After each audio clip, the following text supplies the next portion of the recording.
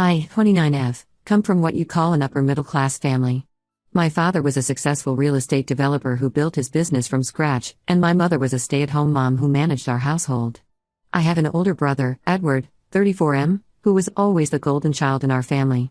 Growing up, the dynamic between Edward and me was always strained. He got everything handed to him on a silver platter: the best education, connections through Dad's business partners, and eventually a cushy job at Dad's company. Meanwhile, I had to fight for everything I wanted. When Edward needed a car for college, Dad bought him a brand new BMW. When it was my turn 2 years later, I was told to get a part-time job and save up for a used Honda.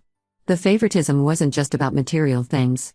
Every achievement of mine was measured against Edward's. When I made it into the honor society, Mom just said, "Oh, that's nice, dear. Did you hear Edward just closed his first property deal?" It was exhausting living in his shadow, but I learned to deal with it by focusing on building my own path. I worked through college, taking summer internships at investment banks while Edward spent his summers learning the business by playing golf with Dad's partners. I graduated with honors and landed a job at Goldman Sachs, but even that wasn't good enough. Dad called it playing with other people's money and kept pushing me to join the family business. The real estate company, Davidson Properties, was Dad's pride and joy. He started it in his garage 30 years ago and built it into a $200 million business. Edward joined straight out of college and got fast-tracked to VP of Operations within 5 years. Everyone knew he was being groomed to take over eventually. Dad kept trying to convince me to join too, but always in roles reporting to Edward. "Your brother knows the business," he'd say. "You could learn so much from him." What he really meant was that Edward needed someone he could trust to do the actual work while he played executive. I refused every time, which only created more tension. I built my own career in investment banking instead. It wasn't easy. I worked 80-hour weeks and climbed the ladder the hard way. By the time I made vice president at my firm, I was finally starting to feel like I'd escaped Edward's shadow. I even helped arrange financing for some major real estate developments, bigger deals than Edward had ever handled. But at family gatherings, all anyone wanted to talk about was how Edward was carrying on the family legacy. Things stayed tense but manageable until last year. Dad started having stomach pains that wouldn't go away. When he finally went to the doctor, they found stage 4 pancreatic cancer. It had already spread to his liver. The doctors gave him 3 to 6 months at best. The diagnosis changed everything. Dad immediately started putting his affairs in order. He'd always been meticulous about business, and this was no different. He called a family meeting and laid out his succession plan. Edward would become CEO of Davidson Properties, but ownership would be split 50-50 between us. "The business goes to Edward because he's there," Dad explained, "but you'll get equivalent value in other assets, the vacation properties, investment accounts, everything split down the middle." It seemed fair to me. Edward got the business he'd worked in, I got my share of the family wealth. But Edward completely lost it. He started yelling about how unfair it was that I'd get half when I'd abandoned the family business. He stormed out of the meeting, and that's when things got really ugly. Over the next few weeks, I noticed Edward spending a lot of time alone with Dad in the hospital. At first I thought he was just being a good son, but something felt off. Mom started acting weird too, avoiding eye contact when I asked about Dad's condition. I was busy with a major deal at work and couldn't be there as much as I wanted, which I now realize was exactly what Edward was counting on. 2 weeks before Dad passed away, when I was in London for a client meeting, Edward made his move. He brought a lawyer to the hospital and got Dad to sign a new will. I only found out about it after the fact. Mom later told me Dad was on heavy painkillers at the time and could barely hold the pen. The new will was a complete shock. Instead of the 50-50 split Dad had promised, Edward got 80% of everything. The explanation in the will claimed this was to ensure the stability of the business. Mom tried to convince me it was for the best, that Edward needed the resources more than I did. She even suggested I should be grateful for the 20% I was getting. I was devastated. Not because of the money, I had my own career and savings, but because of the betrayal. Edward had manipulated our dying father to get what he wanted. He took advantage of Dad's weakened state and medication to change a decision Dad had spent years planning. It was cold, calculated, and cruel. What really made my blood boil was discovering that Edward had fed Dad lies about me during those hospital visits. He convinced Dad that I was planning to sell my share of the business immediately after his death, that I would partner with competitors to take over the company, that I was just waiting for my inheritance to cash out. All complete lies, but Dad was too sick to verify any of it. After the will reading, Edward had the nerve to tell me this was what Dad really wanted. He suggested I should take my 20% and stay away from the business entirely. Mom stood there nodding along, just like she always did when Edward pulled his stunts. That's when I decided enough was enough. Edward had crossed a line that couldn't be uncrossed. I spent the next few months carefully gathering evidence. I got copies of Dad's medical records showing his mental state during those final weeks. I found emails between Edward and the family lawyer discussing the will changes before they happened. But the real goldmine came when I hired a private investigator. The PI uncovered years of financial fraud at Davidson Properties. Edward had been embezzling money through fake vendor contracts, inflated expenses, and phantom employees. He'd been living large on company money while preaching about preserving Dad's legacy. But that wasn't even the worst of it. The PI also found evidence of multiple affairs, including one with the wife of Dad's oldest friend and business partner. Instead of confronting Edward immediately, I decided to play the long game. I pretended to accept the will's terms. I showed up at family dinners, made nice with Edward, even congratulated him when the board officially made him CEO. All while building my case and waiting for the perfect moment to expose everything. That moment was coming soon, at the annual charity gala where all of Dad's old business partners would be present. Edward wouldn't know what hit him. Update 1: The annual Davidson Properties charity gala was everything I expected and more. It's a massive event held at the Plaza Hotel every year, where Dad's old business partners, major clients, board members, and family friends gather to celebrate and raise money for local housing charities. Dad started this tradition 20 years ago, and it was always his favorite night of the year. Edward spent weeks preparing for this event. He wanted to prove he was worthy of being Dad's successor, so he made sure everything was perfect. The theme was continuing the legacy. The irony wasn't lost on me. He even had massive portraits of Dad displayed around the ballroom, which made what I was about to do feel even more justified. I arrived early and sat at my assigned table near the back. Edward had deliberately seated me far from the main action, probably hoping I wouldn't draw attention. His wife Sarah was helping him greet guests at the entrance. She looked stunning in her designer gown, completely unaware that her perfect life was about to implode. Almost felt sorry for her. Almost. The evening started with cocktails and networking. I watched Edward work the room like he owned it, laughing with board members and schmoozing with clients. Mom was there too, floating around like the proper society widow, still playing her part in Edward's charade. I noticed she kept glancing nervously in my direction. She knew something was off but couldn't figure out what. Then came the moment that sealed Edward's fate. I overheard him talking to Richard Evans, one of our biggest clients, near the bar. He was bragging about how smoothly the succession had gone, how Dad had seen the wisdom in giving him control. He actually said, "Sometimes you have to help people make the right decision, you know what I mean?" While winking at Richard. That's when I knew I wouldn't hold anything back. The presentation was scheduled for 8 p.m. Edward took the stage, looking every bit the successful CEO in his custom tuxedo. He gave a speech about family values and continuing Dad's vision, standard stuff about integrity and legacy. Sarah watched adoringly from the front table, their perfect marriage on display for everyone to see. I had coordinated with the AV team earlier, claiming to have a special tribute video for Dad. They had no idea what was really on the USB drive I gave them. As soon as Edward finished speaking, the screens behind him lit up. The first slide was simple, the true Davidson legacy, followed by copies of Dad's original will showing the 50-50 split. Then came the medical records, showing Dad's heavy medication schedule during his final weeks. The emails between Edward and the lawyer were next, revealing their plot to change the will while I was out of town. The room got very quiet. Edward tried to signal the AV team to stop the presentation, but I'd paid them well to ignore any interruptions. Then came the financial records, fake vendor contracts, inflated expenses, money trails leading to Edward's personal accounts. Years of systematic fraud laid bare for everyone to see. Sarah's face went pale when the next section started. Photos of Edward with his mistresses, time-stamped hotel receipts, text messages arranging meetups. The worst was the evidence of his affair with Linda, the wife of Dad's oldest friend and business partner Tom. Tom was sitting right there in the front row, I made sure of that. The chaos that erupted was beyond anything I'd imagined. Sarah ran out crying. Tom lunged at Edward but was held back by other guests. The board members immediately huddled together in a corner, phones out, already calling their lawyers. Edward tried to play it cool, claiming it was all fake, but I'd made sure to have copies of everything ready to distribute.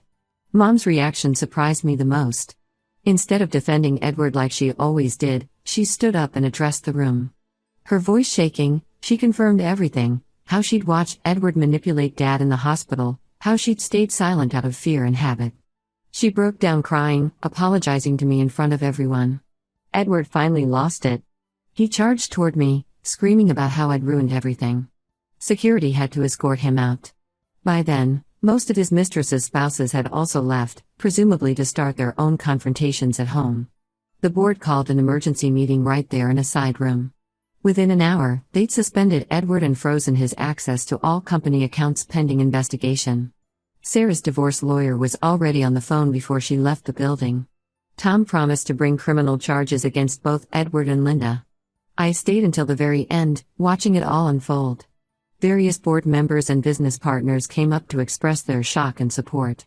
Many admitted they'd always thought something was off about Edward but never had proof. A few even suggested I should take over the company. Mom begged to come home with me that night. She couldn't face going back to the house she shared with Edward. She spent hours apologizing, telling me how she'd failed both me and Dad by enabling Edward's behavior for so many years. She's staying in my guest room now, finally getting therapy to deal with her years of enablement. The company's legal team reached out the next day. They're terrified of a public scandal and want to settle the inheritance issue quietly. They've offered to restore the original 50-50 split and add compensation for damages. I haven't decided what to do yet. Edward hasn't stopped calling and texting, alternating between threats and pleas for mercy. I've blocked his number on everything. His reputation is destroyed, his marriage is over, and his career is in shambles. Part of me thought this would feel better than it does. Don't get me wrong, I don't regret exposing him. He deserved everything he got. But I thought revenge would feel sweeter than this empty feeling I'm left with. At least Dad's legacy is finally in the open, all of it, the good and the bad. I know he would be devastated to learn what Edward did, but I also know he would have wanted the truth to come out eventually. The investigation is still ongoing, and I hear there's more dirt yet to be uncovered. I'll update again when I know more. Update 2: the last 2 months have been absolute chaos. The company's internal investigation uncovered so much more than even I knew about. Turns out my expose at the gala just scratched the surface of Edward's schemes. The forensic accountants found that Edward had set up a network of shell companies to hide money he was siphoning from Davidson Properties. He wasn't just embezzling a little here and there, he had stolen nearly $12 million over the past 4 years. Dad would have been heartbroken if he'd known. But the real bombshell came when they discovered what Edward was planning. He had been secretly negotiating with a competitor, Mountain Ridge Development, to sell them key properties at below market rates. In return, they would give him a hidden ownership stake in the new developments. These were properties Dad had personally acquired and developed over decades. Edward was literally selling off Dad's legacy piece by piece. The board called me in for an emergency meeting last week. They laid out everything they'd found and made me an offer. They would restore the original 50-50 inheritance split if I agreed to join the company as Chief Strategy Officer. They needed someone with both real estate knowledge and financial expertise to clean up Edward's mess. They also wanted me to sign an NDA about certain aspects of Edward's dealings. Apparently some of them could trigger investigations into other companies too. I was ready to refuse. I had built my own career away from Davidson Properties, and I was doing well. But then Sarah reached out to me, and everything changed. She came to my office looking completely different from the polished executive wife I remembered from the gala. She was barely holding it together. That's when she told me she was 4 months pregnant. She had found out just a week before the gala but hadn't told Edward yet. Now she's stuck dealing with him for the rest of her life because of their child. Sarah showed me documents she'd found while moving out of their house. Edward had been planning to strip the company's assets and then file for bankruptcy, timing it so he could hide assets from both the divorce settlement and company creditors. He didn't care that this would destroy the jobs of hundreds of employees who had been loyal to Dad for decades. That was when I knew I had to take the board's deal. But I made my own demands: full audit powers, the ability to reverse any deals Edward had made in the past year, and a seat on the board. They agreed to everything. They were that desperate to avoid more scandal. Mom's still living with me, but things are complicated. She's struggling to process everything that's coming out about Edward. She keeps saying things like he was such a sweet boy and I don't know where we went wrong. I try to be patient, but sometimes I want to scream at her that she knows exactly where they went wrong. They spoiled him rotten and never held him accountable for anything. The therapy seems to be helping her though. Last week she finally admitted that she had seen warning signs about Edward's behavior for years but chose to ignore them. She said she was too afraid of losing her comfortable life to stand up to him or Dad. At least she's being honest now. Edward tried to fight back, of course.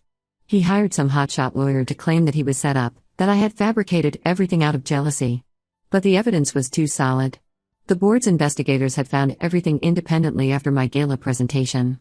Even his lawyer dropped him when the full scope of his fraud came to light. Sarah's divorce is moving forward, and she's made me her key witness. She's determined to protect her baby's future inheritance from Edward's schemes. The judge has already frozen most of his remaining assets after seeing evidence of his planned bankruptcy fraud. I'm slowly learning the details of Dad's business that I had stayed away from all these years. Turns out I have a knack for real estate development when I'm not being pushed aside or undermined. Some of Dad's old partners have started reaching out, saying they always wondered why I wasn't more involved in the company. The hardest part has been dealing with the employees. Many of them had looked up to Edward, believed in him. Finding out about his betrayal hit them hard.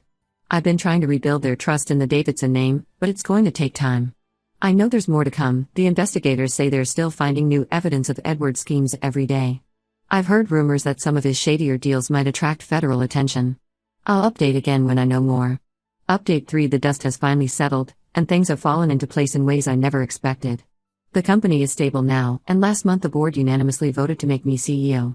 Turns out I inherited more of Dad's business instincts than anyone realized. We've managed to reverse most of Edward's damaging deals and even landed 3 major development projects that he had nearly lost. The federal investigation into Edward's dealings wrapped up last week. He's facing multiple charges of wire fraud, tax evasion, and money laundering.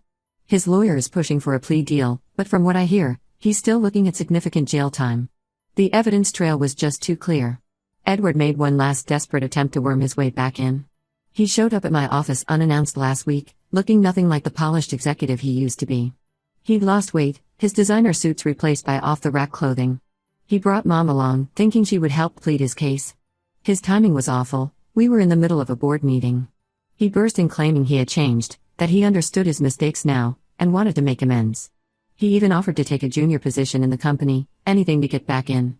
Then he played his final card. He started talking about how Dad would have wanted the family to stick together. That's when Mom surprised everyone. She stood up, looked him straight in the eye, and said, "Your father would be ashamed of what you did to this company and your sister." She told him to leave and never contact us again. The security team had to escort him out while he yelled about family loyalty. It was pathetic but also strangely liberating. Sarah had her baby last month, a beautiful little girl named Claire. She asked me to be the godmother, which felt like the ultimate victory over Edward.